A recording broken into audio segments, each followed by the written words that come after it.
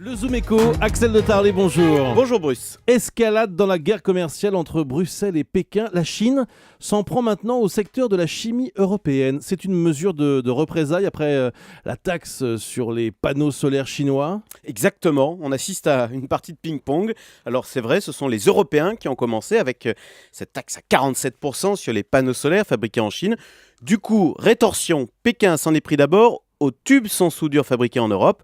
Puis maintenant, donc, Pékin s'en prend à nos produits chimiques à base de chlore. Mais l'Europe prépare déjà la contre-offensive avec une procédure en cours, cette fois sur les équipementiers télécoms chinois. Qui a le plus à perdre dans cette guerre commerciale ? Alors c'est sûr qu'on joue à un jeu dangereux, parce que toutes les entreprises européennes comptent beaucoup sur le fameux marché chinois. Mais regardez en France, Peugeot Citroën par exemple, PSA vend plus de voitures en Chine qu'en France. Donc si demain, les Chinois décident de surtaxer les voitures françaises, ce sera peut-être fini de PSA. Oui, enfin les Chinois, eux aussi, vendent beaucoup en Europe. Alors tout à fait, la Chine réalise même un excédent commercial de 140 milliards d'euros avec l'Europe. Donc vous avez raison, si on regarde les choses froidement, si on regarde les chiffres, les Chinois ont plus à perdre, puisqu'on le voit bien.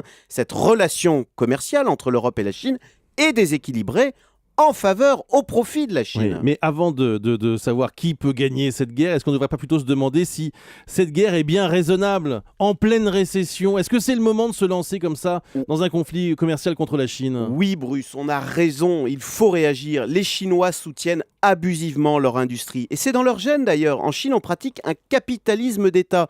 Donc le match est inégal. Imaginez, dans les télécoms par exemple, le français Alcatel se bat non pas contre un concurrent chinois, non, Alcatel se bat contre l'État chinois qui décide de soutenir tel ou tel secteur.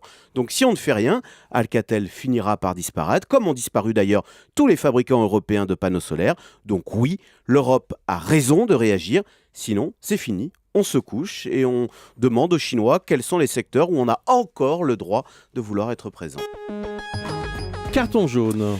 Illustration de cette puissance chinoise, le groupe chinois Fosun préparerait avec un fonds français une OPA amicale sur le Club Med, donc le Club Med qui pourrait passer sous pavillon chinois. Merci Axel de Tarlet.